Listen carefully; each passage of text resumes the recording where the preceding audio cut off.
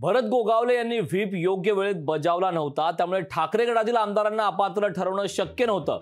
राहुल नार्वेकर यांची लोकशाही पॉडकास्टमध्ये याबाबतची माहिती देण्यात आली. लोकशाही पॉडकास्टमध्ये अशा प्रकारची माहिती राहुल नार्वेकर यांनी दिली. खरं तर भरत गोगावले यांनी व्हीप बजावला होता, मात्र तो व्हीप जो आहे तो वेळेत बजावला नव्हता, त्यामुळे ठाकरे गटातील आमदारांना अपात्र ठरवणं शक्य नव्हतं, असं यावेळी राहुल नार्वेकर यांनी माहिती दिली. व्हीप ज्यांनी इश्यू केला आहे त्याच्याकडे ती अथॉरिटी होती का? एक, त्यांनी तो व्हीप इश्यू केलेला का? आणि नंबर 3 म्हणजे सर्वात महत्त्वाचं म्हणजे तो व्हीप इश्यू केल्यानंतर तो त्या संबंधित जो व्यक्ती आहे, जो आमदार आहे, त्याच्याकडे तो पोचवला गेला होता का? त्याला सर्व्हिस झालेली का? तर या परिस्थितीत जरी तो व्हीप भरत गोगावलेंनी इश्यू केला असला तरी कोणतेही पुरावे नव्हते ज्याच्या आधारावरती हे एस्टॅब्लिश होत होतं की तो व्हीप भरत गोगावलेंनी योग्य वेळेत यांना दिला होता.